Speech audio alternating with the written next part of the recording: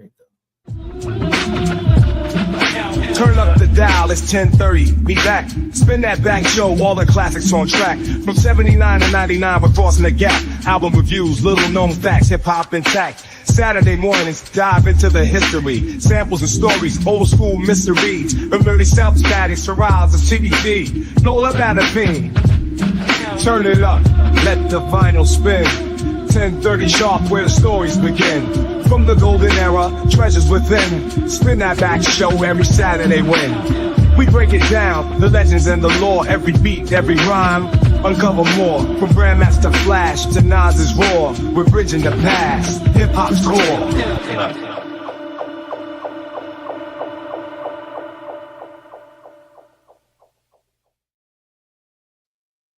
Damn, that's a tight ass intro. Yes, yeah, the guy that did that, man, he put some work on it. Saturday, August 8th, 2026. It's the Spin That Back show. We are back once again. Today we got Mr. Nice Guy and we got Mr. Floyd X in the house. Yeah, I ain't been here so long. This place looks so unfamiliar to me. I'm glad to be back. Yes, sir. Man. Hey, we got a good show for y'all today. Yes, sir.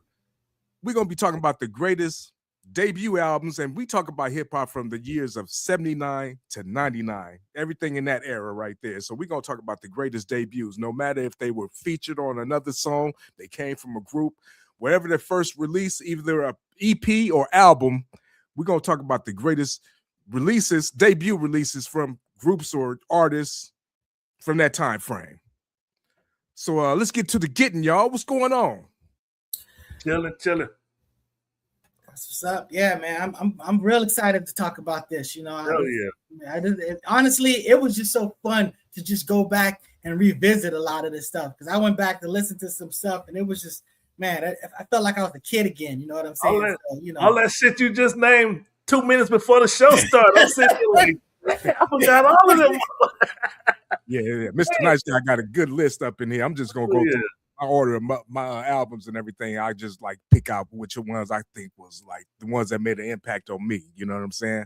Because I got my number one, I believe. I'm gonna say that for a little bit later. So let's talk about some of them. No, let's go back. Let's start from like the early '80s, and for me, I would say the first great album debut, in my opinion, was Run DMC.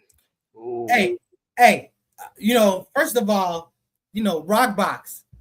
That's what got us on to MTV. You can say whatever you want to say about Run DMC. Run DMC opened up doors, but Rockbox there wasn't, you know, Michael Jackson was like the first black person to get on MTV, but Rockbox got rap. That was the first rap to get onto MTV. You know what I'm saying?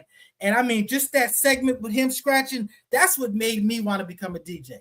Just a few two little seconds where their heads flipped over, and then they just, you know, and my DJ and and I just was like, Mom, I need some turntables in the mixer, and that happened. You know what I'm saying? So yeah, that first album, I always associate that album. Back in that day, people used to be blasting music in their cars. You know, you get tickets for that stuff now, but back in the day, just that, you know, you had ridiculous sound systems and vehicles, you know, and just handheld radios. So, you know. See, like I was like 13, 14 when that album came out, and I was oblivious to music and release dates type of stuff. You just walking one day, you just hear a good song, you be like, what is that? And then you talking with your friends and you start learning, and that's how I learned about Run DMC. My brother came home, popped it in and started playing it, and we sitting there just loving the beats and everything. You know, I was just getting into music. So, you know, at that early age, I didn't know about releases and debuts, and as far as I was concerned, Run DMC must have been around forever. That's real. And like you said, that was the first one we saw on MTV or, you know, videos and stuff like that. Man, that was crazy at Rockbox. Oh, somebody else is joining the fold. Looks like Mr. Walker's trying to jump in here. Where you at, Mr. Walk? Gotta get his shit together. Okay, you getting it together. There you go. There you go. Bring him in here. Right? Mr. Why Walk, you, where you at, bro? You look like you inside and I still hear wind. Can you hear us? Uh-oh. He done Oh, yeah, froze. technical difficulties over there. Oh, it's coming. We heard something. Oh, there you go. There you go. Here you go. You changed. What's up, Wop? We're gonna spin Mr. Walker by you know what I'm saying? So yeah, but like I was saying, that Run DMC album, that first album was, man, it had bangers on there. Rock Box, Hard Times, Sucker MCs, It's Like That, Wake Up. Oh man, come on, man. Jam Master Jay. I remember the first time I heard someone blasting that, and I just was like, man, that's just my joint right there, man. And it's the patterns that they do. You know, let's give respect to the pioneers that came before them, because Run DMC really learned from like the Cold Crush Brothers. They were using those routines and stuff like that. But you know, they brought that park energy to the vinyl and to the world, and they did it spectacularly, man. Suit to the kings. Mr. Walk, I muted you. You're making a lot of noise. I don't know if you can hear us yet, but unmute yourself if you got something to say, brother. We can't hear you. Yes. So we'll come back to Mr. Walker. I guess back. One out. Hilarious. Till we get this thing together, we're gonna have to just do that right there. But like I say, yeah, Run DMC first album, that was a great album. Hey, what else you got on your list from the early days? So also from that era, you know, you got what'd you say? Well, we'll go there with Houdini, because you know what I'm saying. Hell yeah!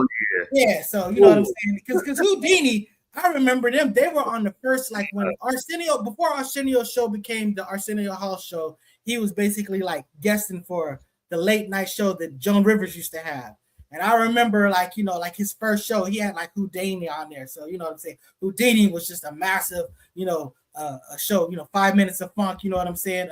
The Freaks Come Out at Night, you know, Big Mouth, you know what I'm saying? And stuff like that. Their production was on point, man. Their production was like a whole different level from Run DMC. I ain't gonna say better. It was just a whole different sound. Because Run DMC had the drums and the kicks and shit, but they had a whole thing that They had music. They used the same producer though, Larry Smith. I don't know. They did, but he might have been even more advanced at that point in time, because you know how you start adding some more tools. But the bottom line is, you know, they have more like synthetic. Like when you think 5 minutes of funk, it's, you know, you're hearing more keyboard and stuff like that. Run DMC was really about sort of like the drum machine and stabs and stuff, like, especially when you talk about like LL Cool J and stuff like that. But I mean, LL's album is another one of those, you know, 80s joints that was like, you know, I mean, LL took over. You know what I'm saying? LL, everybody was rapping one way. LL Cool J came out, they started rapping differently. I mean, LL was the bridge between what we considered like the old school to like the new school at that time. You know what I'm saying? Because you got to think hip hop was still young at that time. So LL was like what, 16, 17 years old when he came out? Yeah. So yeah, he was like the bridge. He was like the bridge between the old school and what was getting ready to be the new school. So yeah, and plus his first album, Radio, is a classic too, a classic debut. There you go, brother Walk. Mr. Walk, you got something to say about that? Oh man, be careful. One more time.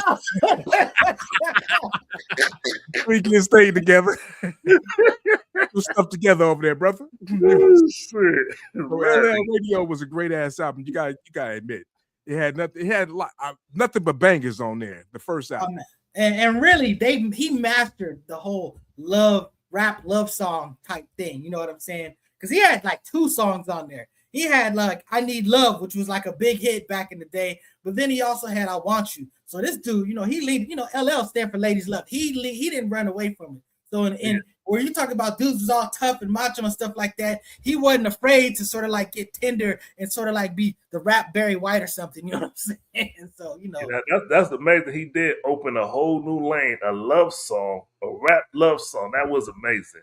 And it was a good ass song, huh? I Want You like a love song too? That's what I said. He had 2 of them. He didn't tell one. He had 2 of them on there. You know what I'm saying? I Need Love was so. On the second album though. Was on Bigger Than Deffer. No. Oh no. Yeah, it was. Maybe a remix was on there. It was originally on the first album. On Radio, it had I Need Love, and also it had I Want You. That was on the first Radio album. You sure about that? Yes. I Need Love was on Bigger and Deffer. It may additionally been on there. Go back and look at the radio track listing. I'm looking at it right now. Yeah. It was I Need Love. I Need Love was not when he got to the bigger and deeper. That was a much more sophisticated level of production. I Need Love is kind of a basic song. You know what I'm saying? So Oh, Mr. Nice Guy, we got to check you on that one right there. It is. I Need Love was on Bigger and Deeper on the Bad album. Yeah. Bigger and Deeper. Mr. Additionally, let's pull up. We got Mr. Charles X in the house, though. There we go. We got somebody in here that can explain of this. Hey, Mr. Charles X, where did I Need Love come on? What album was I Need Love on? If I had to guess, I would have said Radio, right? No. Well, which one? Bad. Oh yeah, right, yeah, for sure. I'm tripping. Let's ask Mr. Walker. Mr. Walker, I know LL was your favorite artist of all time in hip hop. What album was I Need Love on? Bigger and Deeper, baby. Yeah, it wasn't on the first one. Nice Guy, you're wrong. I stand corrected. It looks So, like it doesn't. El Pooh, you got to spin Nice Guy out of here now. And I Want You was on there, so I'm surprised that I Want You was the first one. Well, put you in timeout real quick. Spin them bell back. Absolutely. He did have 2 love songs on his first album, Radio. What's the other one then? If it's not I Need Love, it was Yo Rock. No, he had I Want You. I Want You. I know. That's like you want to go to the crib, eat some cookies and milk. We'll listen to a pop tune or some shit. But you said 2 songs. I Want You is one. What's the other love song? Are y'all talking? I can't. Yeah, we talk to you. Yeah, don't worry about it. He can. Oh man, something wrong with this audio, man. Okay, we're going to just go on and come back. Come back. Can you hear? Yeah. You know what I'm saying? No, but I'm gonna tell you, since we're talking about it, I probably jumped the gun because I want to talk about the Boogie Boys. But since we're talking about LL Cool J, I Need a Beat was the joint. Hey, can I say this real quick? Can you hear us? Go ahead, student next. Okay. So y'all started in the new school revolution, more like the mid 80s, but so you're going back into that 79, early 80s, then I didn't hear anybody say anything about I just heard somebody say Houdini. Somebody said Houdini, but I didn't hear Curtis Blow, I didn't hear Sugar Hill, the Sequence, Grandmaster Flash, all those. Wait. Student X, apologies. There's the reason we don't mention too much of that because that was kind of a trash era. Respectfully, though. A lot of that stuff. I thought y'all were breaking it down by era. We're talking about like debut the best. We're talking about the best debut albums, so we're not just talking about debut albums that came out. We're talking about all ball one and the one in the era we in right now, which is the mid 80s, just off the wall, y'all probably gonna laugh, but you're gonna be like, after you stop laughing, you can be like, damn, but I'm gonna say the Beastie Boys License to Ill. Oh, that's on the list. On the list. It's definitely on the list. I mean, honestly, pretty much all their albums are dope as albums to me. I don't know if I can recall a single Beastie Boy album that wasn't dope. So I'm talking about debut. Think about when they hit the scene with that album right there. It blew a lot of people away. Yeah. It was one of those albums you can listen to all the way through. Yeah. It crossed over across to everybody, all different genres and everything, So it definitely had a lot of influence. Now, what you said about Kumo D, Nice Guy? I said Kumo D didn't like it, but still, but we all thought it was dope because he gave it the report card. Remember? Well, speaking of Kumo, his first album was actually pretty good too, though. That's getting kind of further down the line, but he came out with a mature album. You know what I'm saying? Because he's actually from like older school. Yeah. Like we're gonna. Man, I'm not hearing some of y'all, brother. Yeah, that's that weird alpha agnostic problem, and you got to leave and come back. You ain't here. Come back. You have to literally just close your browser and come back in and hope that you'll get us. Brother, so is the format like at the very end we're gonna say what our favorite album of all time period is, regardless of era, and right now we just going by era, we just building up for it. Is that what I'm saying? That's basically. Okay, cool. I just want to make sure I don't jump the gun or anything like that. Well, he just said that we're gonna throw some things out there because what we were first talking about is we were gonna kind of come up with our personal top 10s. But you know, we just kind of throwing stuff out there since you know there's gonna be some bleed over. But you know, like I said, you brought up Beastie Boys, but I want to say the Boogie Boys. Fly Girl was one of those joints that was just like all over as far as cars bumping and stuff like that. So you're talking about Fly Girl, you're talking about You Ain't Fresh, you know what I'm saying? When you talk about production, they were elite, like music-wise. You know, if you go listen to their first few albums at the time, you know what I'm saying? The Boogie Boys were that. I don't think I ever listened to a full Boogie Boys album. Fly Girl is the only song I could name from them. They had a whole album. They had a whole album. You ain't heard that song, You Ain't Fresh? Because that was like a big fun from back in the day. But if you go listen to their second album, to me, their second album is stronger, but we're just talking about the debut album. That's like, for me, I want to say I'm going to say something positive about Public Enemy, but I have some pause about that because to me, the second album was so much better than the first album. That's why it kind of takes away from So Yo Bum Rush the Show was their debut album. But Bum Rush the Show was their debut album. And, you know, really, to me, what really sort of like put them on the map was Rebel Without a Pause, which is still technically, you know, from the second album. It was like in between the first two albums, you know what I'm saying? So, you know, but you know. I heard the Take the Nation first, but when I heard Yo Bum Rush the Show, I'm like, damn, what did he? Because I didn't even know that album existed. And it was a great album. The Yo Bum Rush the Show was a great album. So that's a great debut. Yes, I agree with it. I agree with that.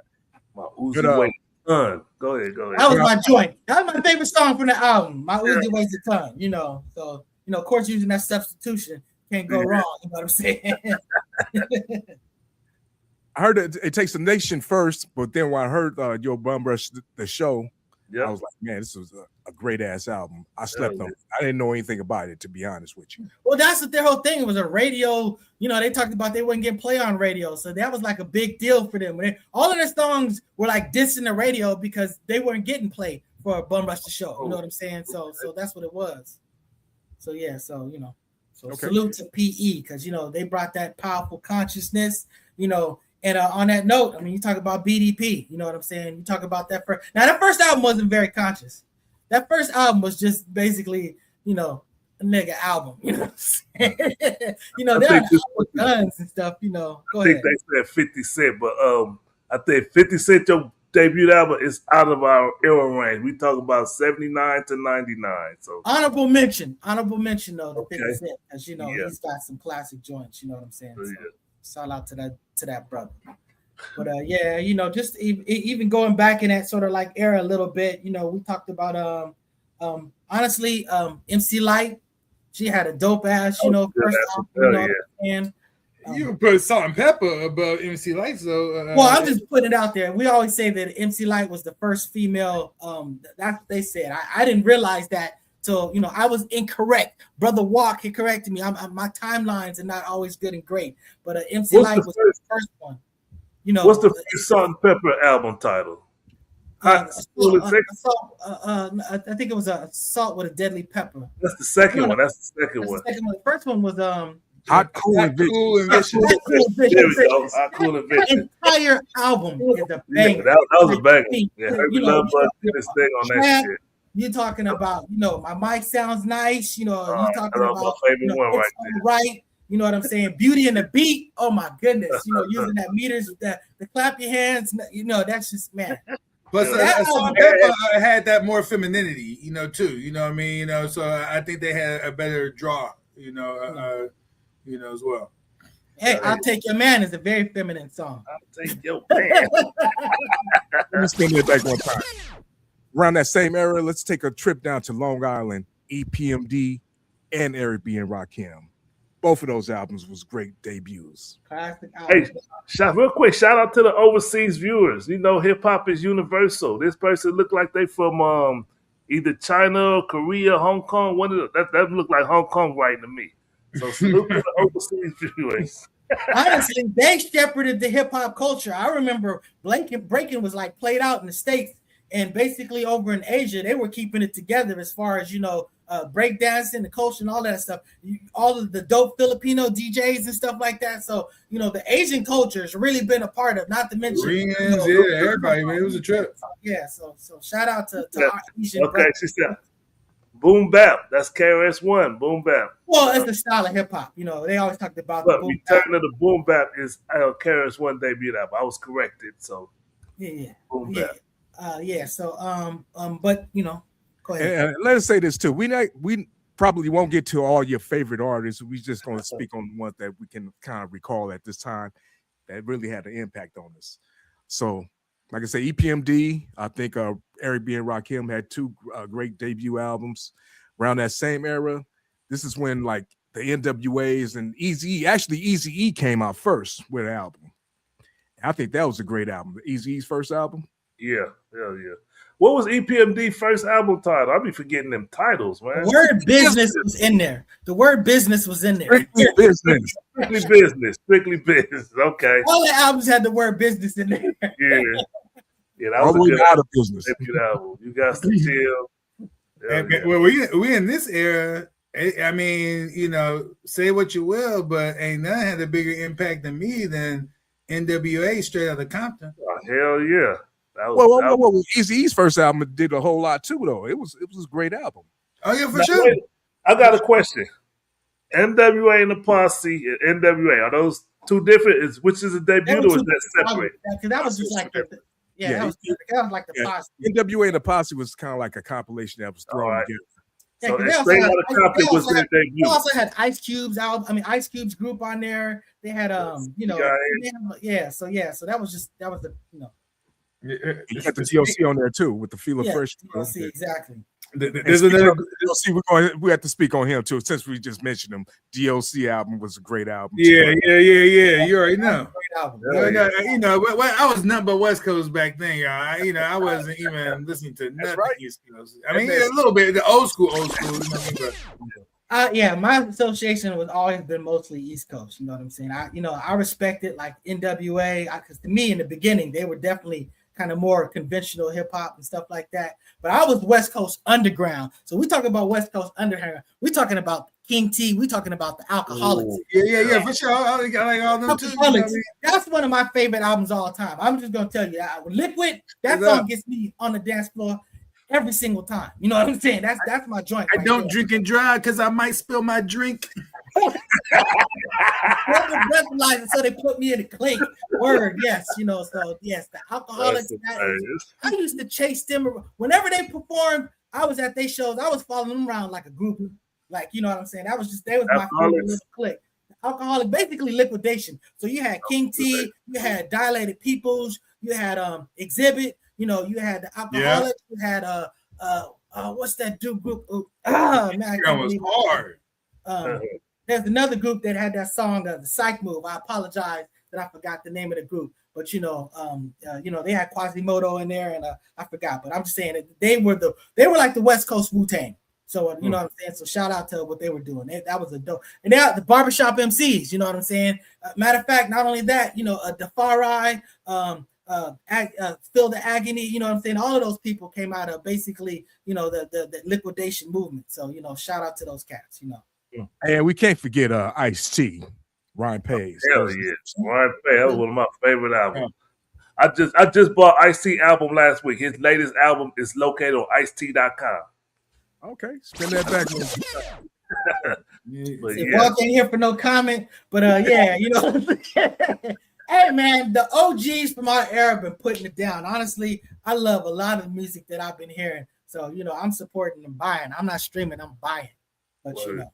Hey, there's one more album that I would mention, and you know the funny thing about it is I never really bumped the album, but there was this song I would bump over and over again, especially if the ladies was with me. A Teenage Love. Slick Rick.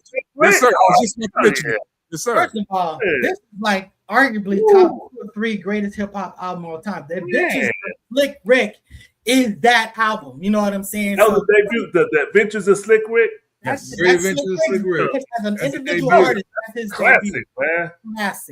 Classic. Treat him like a prostitute. The moment I feared. That really happened. I mean, not the raping part, but when he talked about getting beat up and when the dudes took his jewelry and stuff like that, he's like, you know, Boogie Down was performing and it ain't no joke. Boogie Down Production was really performing. This was literally the show where Melly Mel called out KRS-One and KRS-One got on the stage and battled him and crushed him. You know what I'm saying? And Slick Rick was in the audience and partying, and he had all that fake jewelry. And them Brooklyn kids, they something different, man. They beat him up and took all the shit. So you know. Who did you like better out of Dana Dane and Slick Rick? Oh, come on, that's an insult. Slick Rick was like Dana Dane had a dope ass album, so let's talk about him too. But there's no question, you know, Slick Rick was the template. They all rap together, so you know that the reason why they have that same style. You know what I'm saying? They all, you know, they previously were a rap group together. So you know what I'm saying? That Dana Dane with Fame beat, that was amazing. That's when I really got into beats. That song, I was like, I used to love that shit. Discotheque, yeah, that's a dope ass sample. Honestly, they got that song. This beat a dope beat, man. Okay. Using that Jackson 5, Enjoy Yourself. Okay. Man, it's so dope. And then Herbie got the shakers and stuff in there. You know what I'm saying? So it's, man, he got to, man, go visit that. And yeah, Howie T, I think was his, no, Clark Kent.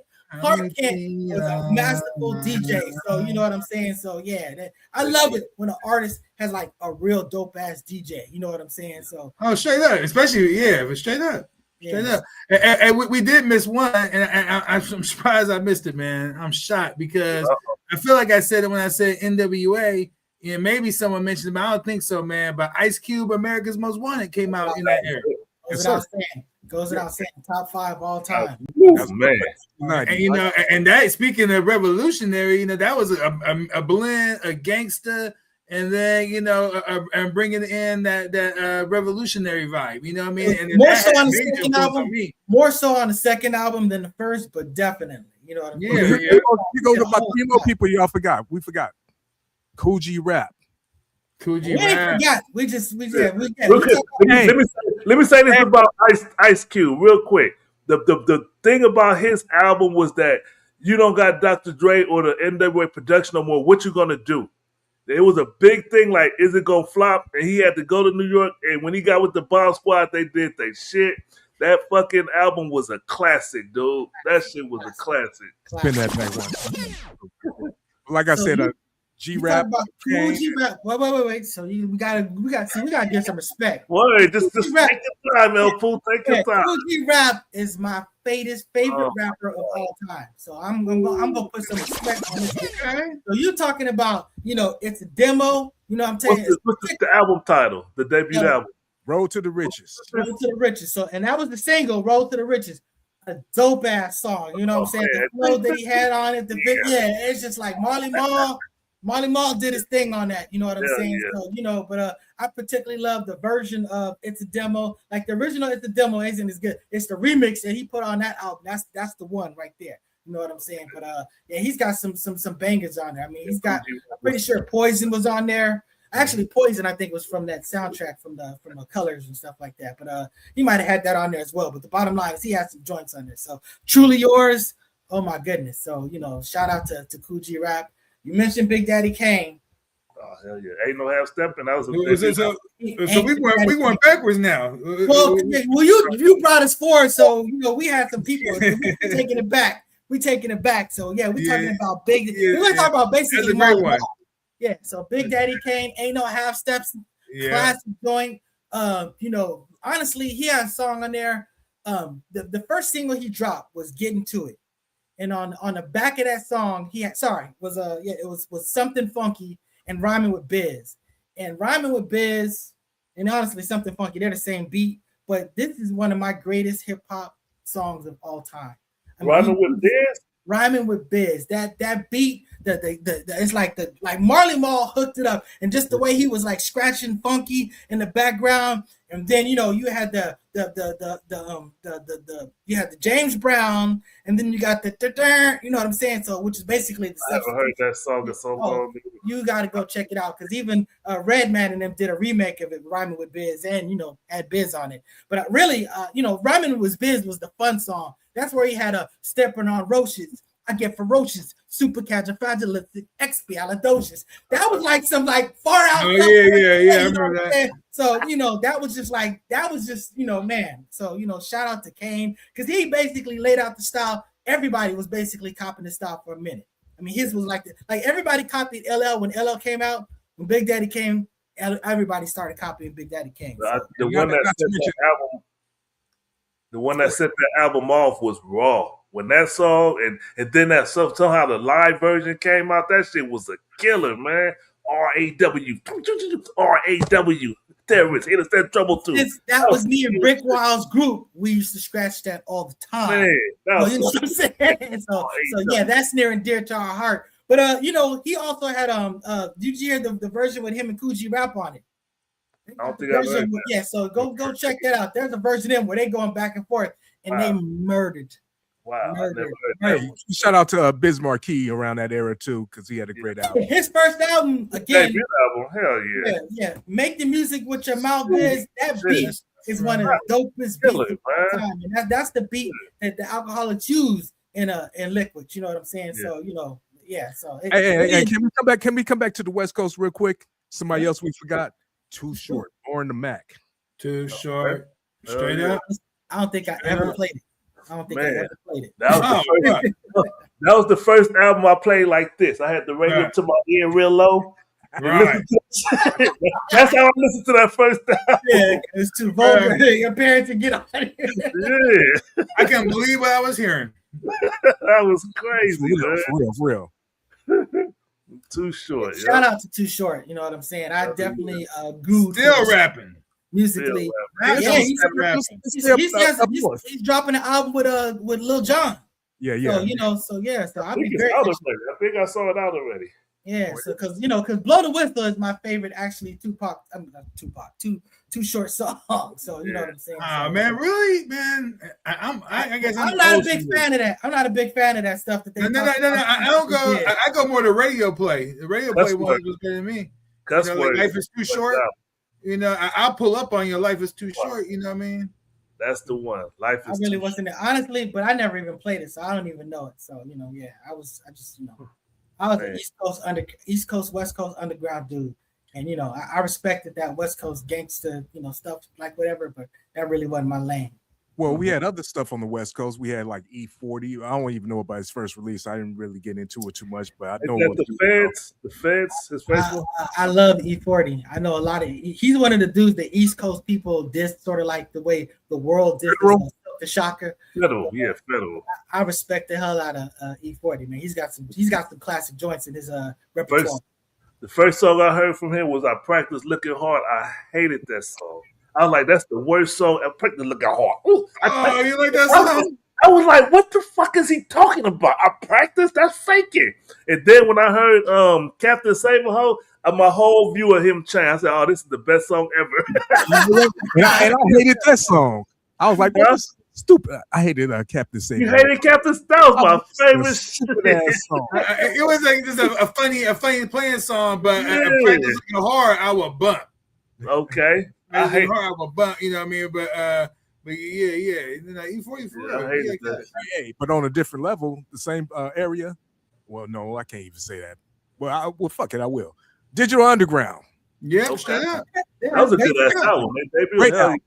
Yeah, that was a good ass album. Yeah, how they incorporated that funk, that they had their own little clap, their own little snare, should I say? You know what I'm saying? Packet, that was the first album. Yeah, yes. Sex Packet was the first album. Okay, that was some good shit.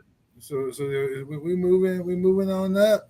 Let's go to the 90s. We already said Ice Cube, right? Well, you talk about the area, you might as well talk about Souls of Mischief too. So like I said, the West Coast Underground. I was definitely a fan of the Underground. So, I thought you were staying on the West Coast. That is the West Coast. West Coast. Not only the West Coast, that's Oakland. That's like that. No. I mean, I'm sorry. No, West Coast. I meant are you going to Southern California? Where y'all at? We stay in California, whatever you want to do. You got something? They DJ Quick as a name. That's what I say too. That's a hell of a debut album. I was giving cues, you know what I mean? That was bro. Great album. Tonight is the night. Hey, the Compton, what's the name from Compton? That shit, man. That's like, I want to steal the thunder, you know what I'm saying? Hey, I respect the hell out of his production. He's definitely created some great songs. I was more of a fan of Compton's Most Wanted, CMW. You know what I'm saying? To me, I like MC8. I like his voice. I like, again, I wasn't really into that type of music, but that dude is a dope ass rapper. So, shout out. And Second to None had a good album too.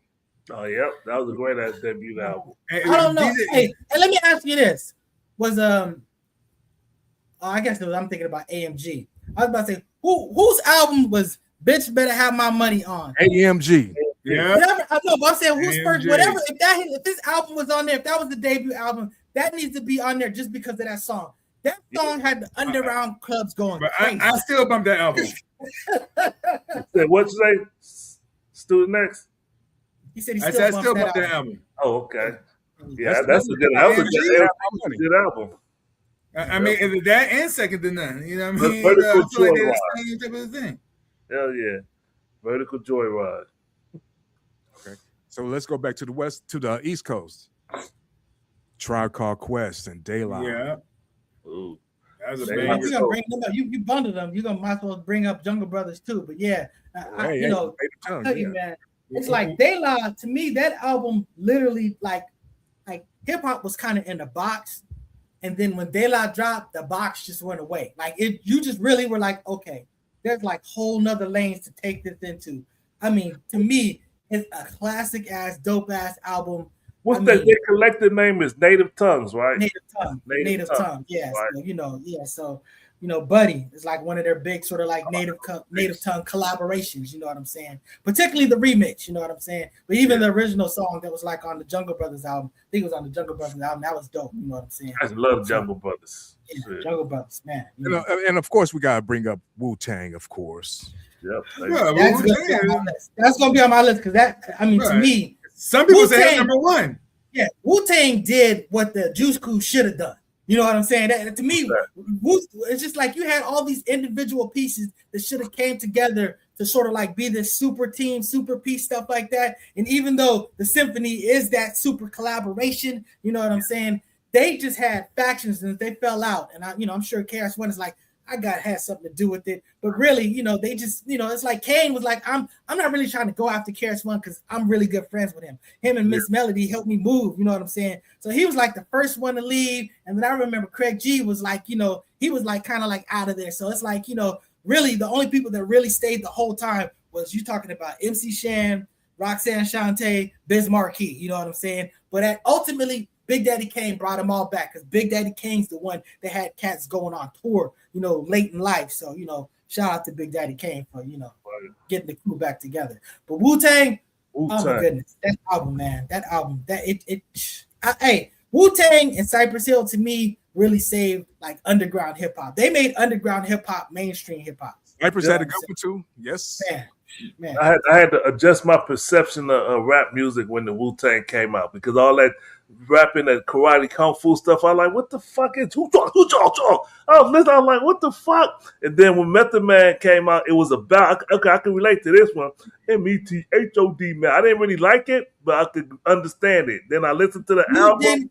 You didn't grow up with Kung Fu theater on the weekends? Maybe I did. And it still took me a long ass time to get adjusted to Wu-Tang and all that for a long time. It was In fact, it wasn't until I went to New York. Yeah. Then it's like, okay. I was bumping up in New York. I was like, okay, this is cool. Man, I can't, man. The second I heard METHOD, man, METHOD. I mean, they just, man, that Wu out. I'm not dissing, but like I said, it took me a while. You know what I mean? Yeah. I didn't understand, and feel it. But then once I got to New York, and then I kind of took in the culture and whatnot, I was like, okay, I can see how this could be. You know what I'm saying? They're just a little ahead of the rest of us. You know what I mean? I take offense to that. You notice how quiet it was when y'all was sitting there talking about DJ Quick and all that stuff like that. That's basically how I felt. But I'm just saying, that Wu-Tang album from the very second that needle dropped, you know what I'm saying? Seventh Chamber to me is one of the greatest songs of all time. Yeah, it's a cool song. It's a top 10 song of all time for me. Could be. I mean, that's a whole nother show. You know what I'm saying? Well, since we're on Wu-Tang, we gotta say Method Man, his first album was great. Oh, hell yeah. Wait. Yeah. You talking about individual song, individual what? That Raekwon album was arguably as good as the Wu-Tang album or better. Yeah, you got individual Wu-Tang member. Yeah, Purple Tape. Yeah, you know what I'm saying. I put Giz's album over that one. Who? That was a great album. I don't think I ever listened to his full album. The GZA. It wasn't until I got to New York, brother. I love that album, but I don't think it was better than Incarcerated Scarface. I don't think the Purple Tape to me was probably the greatest individual because they were literally. I remember Brick Walls and Leroy. Shout out to my dudes. They would be like, I don't know which one is better. Sometimes they think the Wu-Tang album is better. Sometimes they think that the Raekwon album is better. I never thought it was better than the Wu-Tang album. But my point is that the fact that it was even in discussion shows you how like that was just a masterful work of art. Ice Cream. Come on, you know what I'm saying? So yeah. That song. But you talk about Method Man. That first song. He even just did the remix, the METHO, then the remix of the Method Man. That song was a banger, man. Yeah. I got a big problem right here. Is that like my favorite album is in this group when we in right now all time. Period. So let's hear it. I'm supposed to say it, or am I? Go ahead. You know what it. Hey, you know what I mean? Yeah, speak on it. We want to hear it. What is it? Dre the Chronic, bro. That's my number one all time. In That's terms of everything, it's a dope album. Mr. Floyd X thinks there's an album that's better than that. I like Doggy Style better. Oh yeah, Doggy Both Style. of them. Doggy Style. I feel like that they wanted the same. But the thing about Doggy Style is all that hype. I didn't feel like it lived up to the hype. Because all the cancellations making us wait. Making us wait all that goddamn time, bro. Nice job, articulated, perfect. Give your LeBron analogy. Nice. Yeah, exactly. I'm gonna tell you, you guys don't know about some of you people that are young. Snoop Dogg's been there your whole life, but you gotta understand there was a time where we didn't have Snoop Dogg. Then we got a taste of Snoop Dogg of Deep Cover. Deep Cover. Yeah, and I'm telling you. You talking about Deep Cover and Nothing But a G Thing, you know what I'm saying? And I'm telling you, Snoop Dogg was the greatest, most hypest, anticipated artist. Oh, he was for sure. It was literally like LeBron James. LeBron James had the most ridiculous hype coming out about him, and somehow he lived up to it. It was crazy that LeBron James was able to live up to the crazy. And I'm just telling you that Snoop Dogg had that. No rapper I know of that I recall ever had the anticipation or the buzz like Snoop Dogg. And I'm gonna tell you that Snoop Dogg is like he's a national treasure. You know what I'm saying? Snoop Dogg is like a major life celebrity now. You know what I'm saying? So that's something to say about it. And his discography is amazing. So that shit, it reached across the. I was in Japan in the Navy when that album came out. When we heard Deep Cover, everybody on that ship was waiting for that Snoop Dogg to drop. We pulled in the port. Everybody went straight to the military store to get that album. Everybody, and it was gone. Someplace it was gone. In Japan, we was like, "Oh shit, Snoop Dogg!" And it lived like he say, it lived up to the hype. Everything was tight on that album, man. Hey, but Student X, I agree. I actually was disappointed when I heard it because I was expecting more like Deep Cover type stuff, not so much of the kind of the West Coast type stuff. But I loved it. But what I'm saying is the only thing I'm saying is that it like with all the anticipation you're talking about, everything that happened. Great album, but it was like, damn, man, why do we have to wait this long for this? You know what I'm saying? Is what my I got you. It's not a Snoop Dogg debate. Let's go ahead and move on a little bit. But I will say this about the Chronic. I was protesting the Chronic, so I wasn't really trying to mess with MWA and none of those people because I was still upset about I was still upset about the Barnes. How about Nas? Nas first album.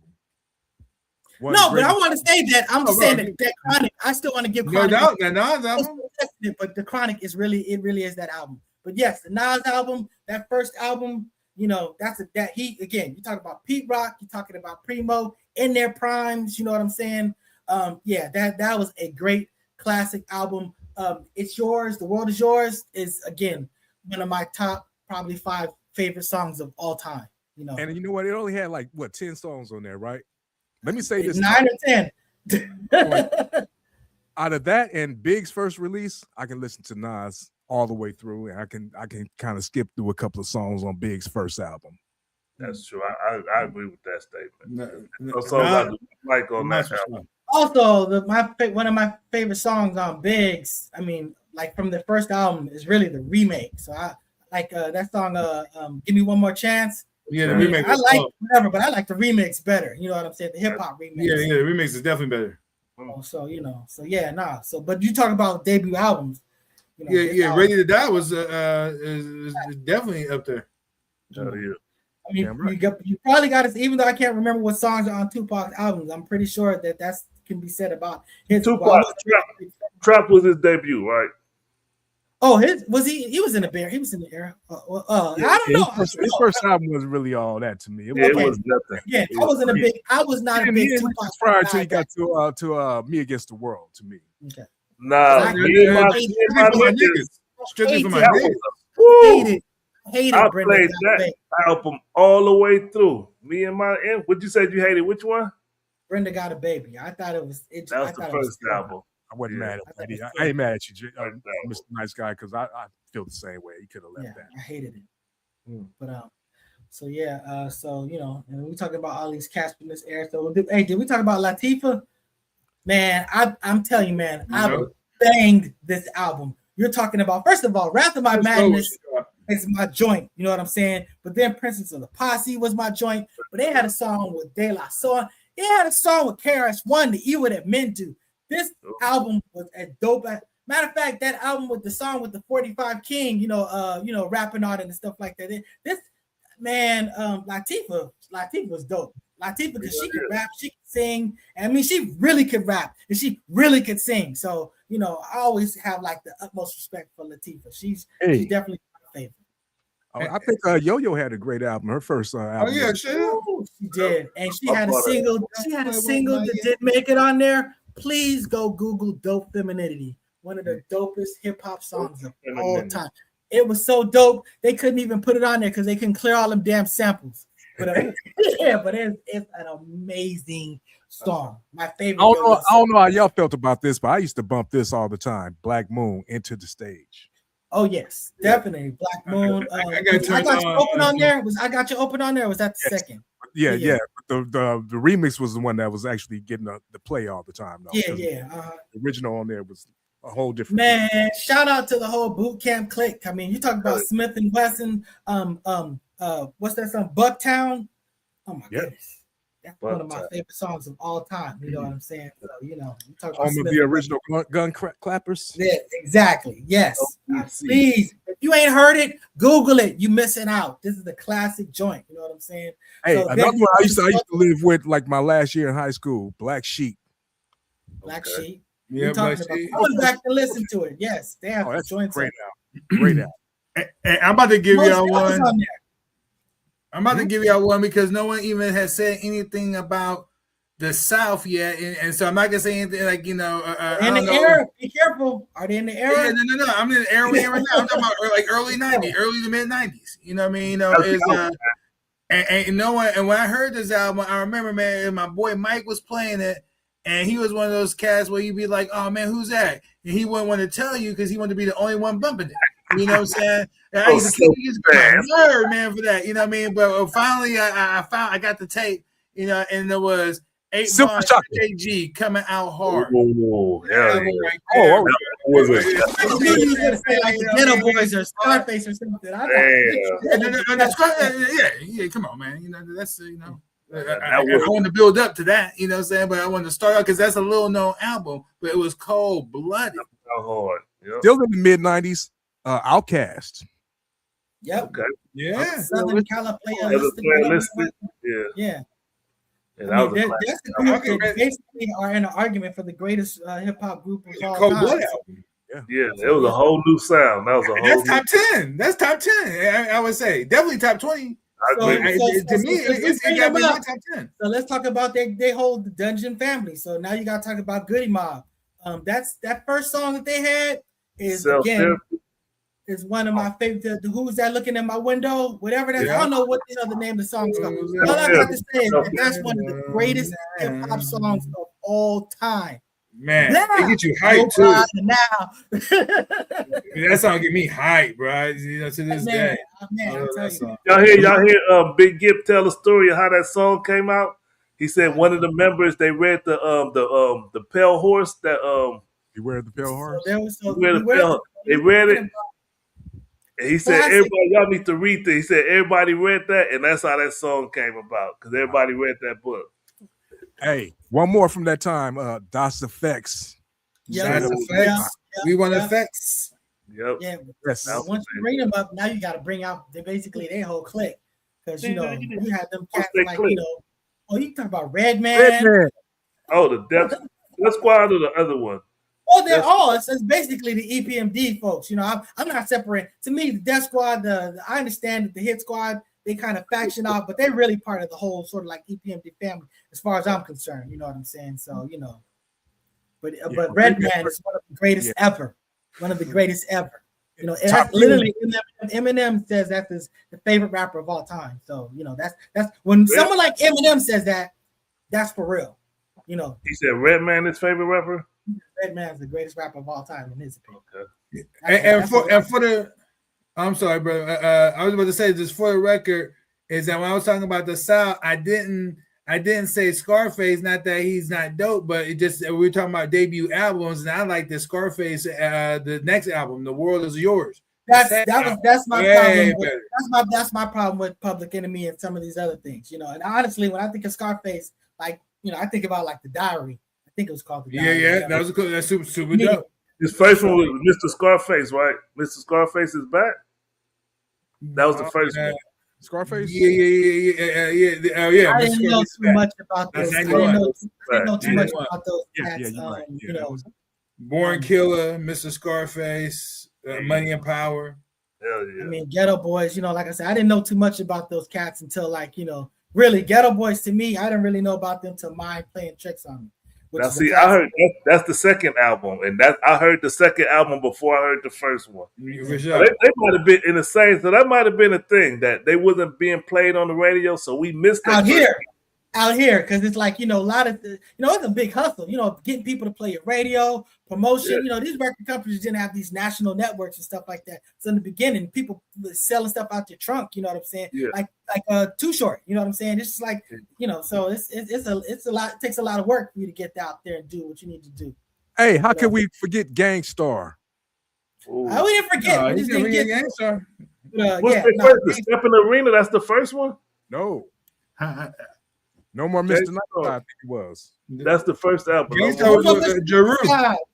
Nice Guy. That's why my first name is No More, KNOWMORE. So people would say No More, Mr. Nice Guy. But yeah, for sure. Wow. Hey man, you know, but you know, you're talking about Primo, Guru. I mean, one of the greatest duos, you know, in hip hop. You know what I'm saying? They are underground hip hop. You know what I'm saying? So you know, salute to those cats. Hey, can I ask you guys a question? Yeah. Was Reasonable Doubt Jay-Z's first album? Yes, and it was arguably the greatest hip hop album of all time. I don't care what anybody say. I'm not a big Jay-Z fan. I went back and listened to it. I am not a Jay-Z fan. I'm a person who thinks that Jay-Z is boring, but I think he is arguably the greatest. The songs, I listened to it. I was like, this is so sophisticated. Like, it sounds like something like if you were to create an album right now with the greatest hip hop minds and the greatest whatever, that's what it sounds like. If you go back and play that album, I was like, this is better than Nas's first album. Even though I think that Nas beat him with Ether, it's better than Nas. I went back and argued again.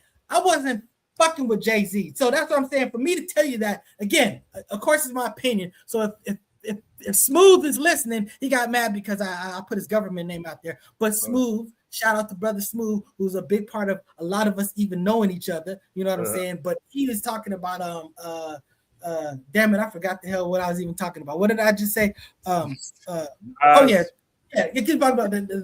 he's about Jay-Z and you know but I'm just saying that I went back objectively and listened to him, And because again, I wasn't really messing with that guy, but I was like, this album is just a banger. Every single song on it was just a masterpiece. I mean, the production, just all of the stuff, you know. I mean, he got that song with Biggie, you know, where Biggie's talking about if Faith had twins, he would have 2 Pacs.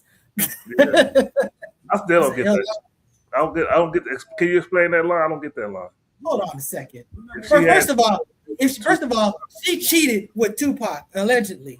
So she said if she had twins, she would have 2 Pacs. TWO, basically Pac Jr. She would have 2 Pac Juniors, but it was a play on Tupac being Tupac. That's his name. So yeah, so no, it was. I thought you were being funny, but yeah, no, it again, you know, but it's just a dope ass album, you know. And again, like I said, Jay-Z, I love Jay-Z. I respect him, but to me, he's like Common. I respect him more than I like him as far as listening to him. Yeah.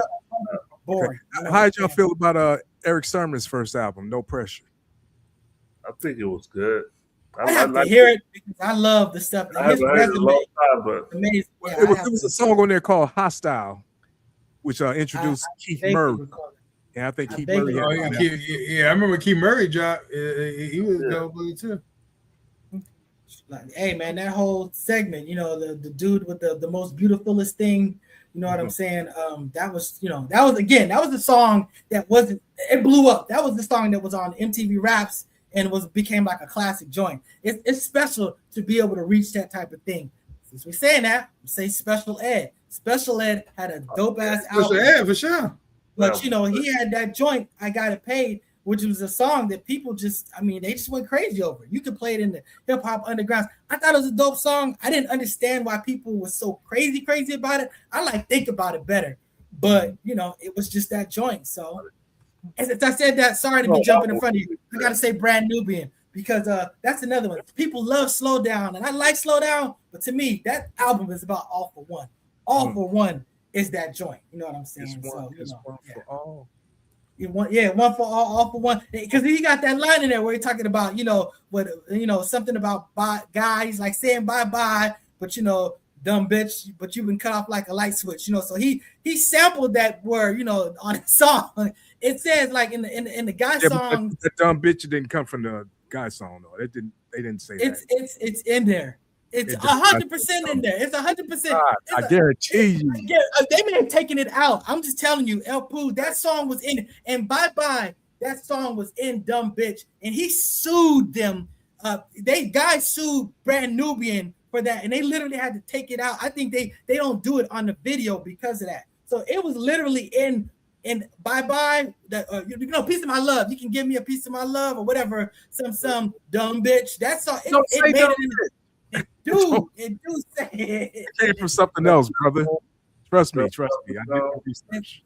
Piece of my love. You can give piece of my love. It's where I'm waiting for you. It says where I'm waiting for you, dumb bitch. You know that it's the guy's song, dude. I'm telling you. Oh baby. That's what he's saying. Aaron Hall was in there, so I don't doubt it because Aaron Hall was on. They were playing around, and somehow they were playing around in the studio, and somehow that made it on the actual song, whatever. So they were upset about that, like, oh, that's not okay. Because they were playing that on the radio till the radio realized that it was saying that. So then they started censoring it. You know what I'm saying? So I remember it was the big deal, El Pooh. I may have been wrong about I Need Love. I ain't wrong about this one. Well, look at Black Rob with the Whoa song. That nigga say DIC K Riders ain't whoa. Nobody caught that? Man, don't bring up that song, man. That's the dope ass song. But I played that song. I was DJing for the debut of Girlfriends, the TV show. I was the DJ in the crowd that was help warming up the crowd and stuff like that. And I remember one of the actors was like, man, I love that song. Whoa. I'm like, oh, I got that. I'll go get that from my car. And I got it. This is a whole family audience. You know what I'm saying? Kelsey Grammer produced it. They're all sitting there and stuff. This song is the most vile song. I'm sitting there trying to manually edit the whole song. It was an absolute mess. Did it have a radio version? I didn't have the radio version. I had the regular version, and that was a lot of work trying to censor it live for that artist. You know what I'm saying? But yeah, that was a great memory for me. Hey, I got another one here. This is kind of controversial, but Lauryn Hill. How's that controversial? That's not controversial. Some people say it's an R&B album. Rick Wall said he's wrong. Top 20 for sure. Man. Top 20 for sure. So speaking of being hype, I remember, like, I don't even understand how, if I even got introduced to her in the right order, because I first saw her on Sister Act, and I was like, damn, this is this talent. She could act and she could sing like this, and she rapping. You know what I mean? And then I guess it was, because she was young, and I never saw the movie. Oh, you never saw the movie? I ain't either. Oh, brother, that's what introduced her to me. You know what I mean? And then I found out who she was. I said, oh, damn, this is her. I said, yeah, there's no way. I knew she was going to be famous. I think she performed at the Apollo as a kid, too, correct? Yes, she did. Yeah. Oh, so she been doing it then? She been doing it. But Fugees, Fugees top was her. 20 of all time for sure. Oh, okay, I got another one for y'all then. Here come the Lords of the Underground. Psycho. I was like really hyped for them because they were Marley Marl and Psycho and whatever and stuff like that. To me, that was the underground. And then you heard the albums. It didn't sound very underground to me. Did we forget about Eric B. and Raquel? No, we talked about somebody said that earlier for sure, but he brought him up when he brought up BPMD. Yeah. But what I think it was El Pooh that said Black Star, but then right he said Black Sheep. I said Black Star. Oh, you said Black Star, but the whole thing is that Mos Def deserve his own situation because his album is definitely in top 20. I was listening Black to on Both Sides with that Mathematics. I don't think I ever listened to his album. But it's dope cuts on that. Miss Fat Booty on there, hip hop. That's the joint right there. But Mathematics, that was my favorite one. But no, it's all he got some bangers on that one, and then he was displaying the skills too, because that's when I discovered that brother got. And he's a freestyle dude. He's a dude that can do just like that off the top. Yeah. So I've always used them as an example of explaining things like Black Star. I say Talib Kweli is a better lyricist than Mos Def, but Mos Def is a better rapper than Talib Kweli because he's just got way more flavor. You know what I'm saying? Just his production, his delivery, his cadence, and all that, his voice, all of that stuff. Talib is really dope as a lyricist, but he's almost kind of boring. You know what I'm saying? So it's just but still, I love Talib Kweli. I love Black Star.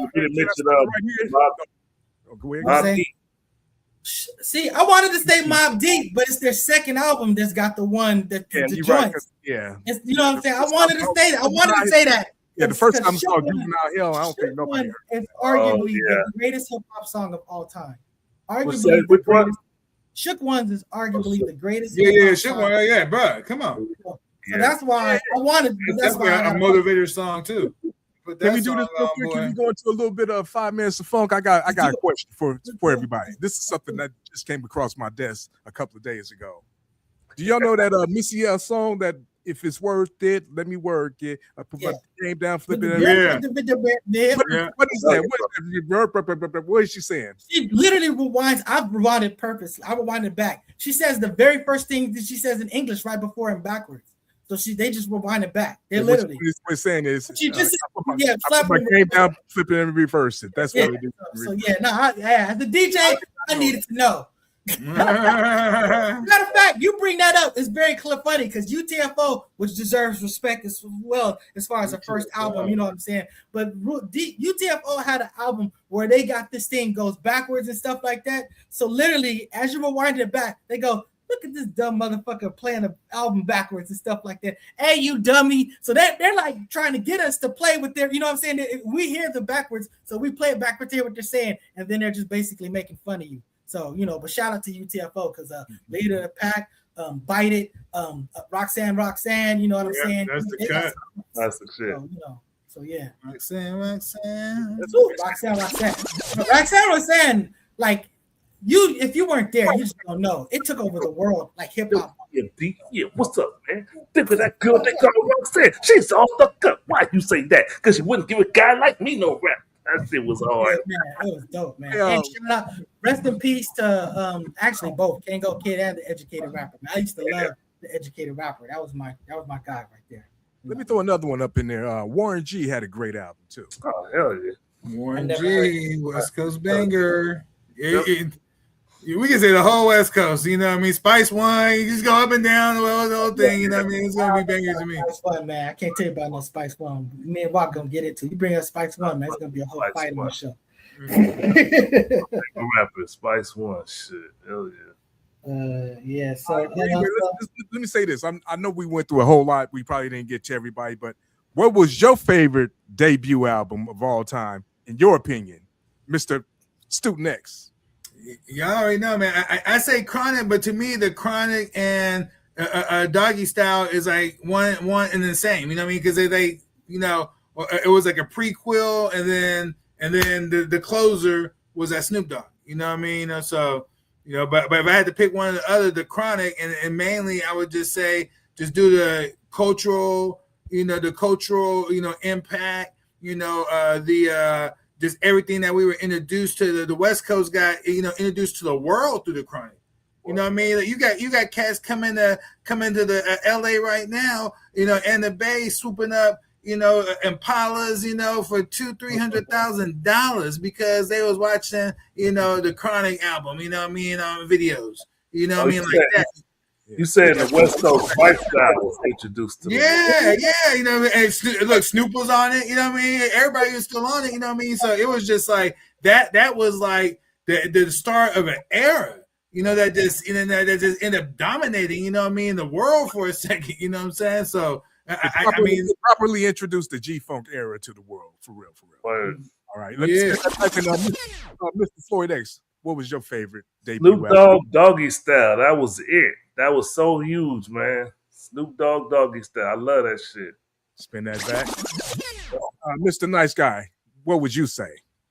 I would say Run DMC, except for the fact that Raising Hell was a better album. I got the same, so I can't say PE. So I'm going to say De La Soul.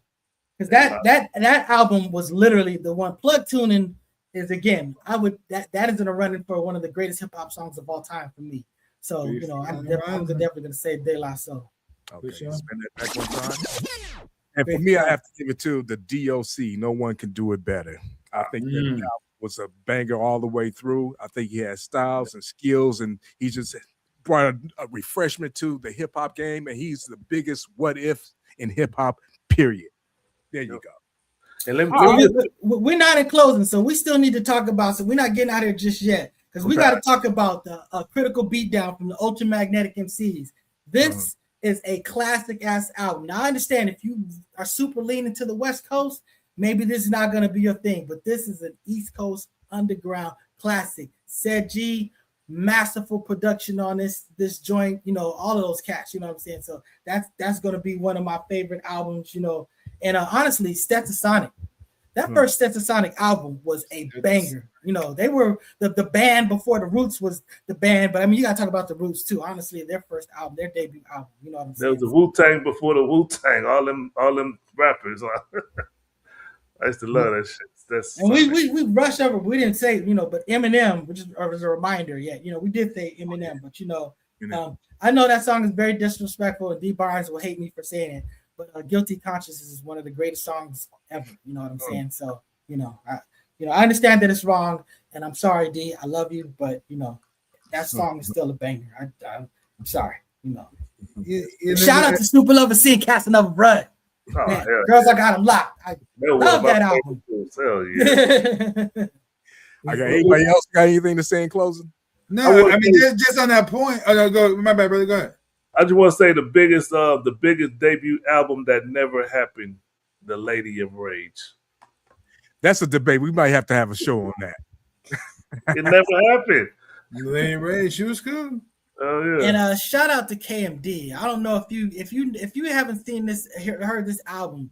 This is like, I love it. This is where we're starting to get there with the consciousness. This is back when Dr. York, before he went over the deep end, when he was Imam Issa, and we had the Ansar community, and I mean their first song was Peach Fuzz, which was a dope song, but but that album, it's a really clever album because it's almost like a movie. Literally, they have like this sort of like dude, they call him Mr. Hud, which is like this white guy just doing kind of stupid stuff, but it's just the way that how everything sets up. It's just a very intelligent, very conscious album. very dope. You know what I'm saying? And you know, and Seb Love X, who's sort of like the lead MC from the group, he was the dude that ultimately became MF Doom. MF Doom. So you know what I'm saying? Who's, you know, very near and dear to a lot of underground hearts and stuff like that. So, you know, KMD. Yeah. And rest in peace, Sub Rock. What was it called? Sub Rock? Yeah, DJ Sub Rock, you know. Yeah, you know, him and his brother, Sub Rock, who was basically, as I understand it, he was playing chicken with a car, and car won. So, you know, yeah. All right. Well, with that being said, we'd like to thank y'all for joining us here. Spin That Back show once again, 10:30 on the Saturday morning. Go back to the archives and look at the YouTube videos. We got a lot of them up there, a lot of good stuff. We will be back sometime before the summer's over, hopefully. Damn hot out here. But anyway, thank you, brothers, for joining us, and we're going to be out here. And shout out to Born Alive's first album as well. All right, y'all. Peace.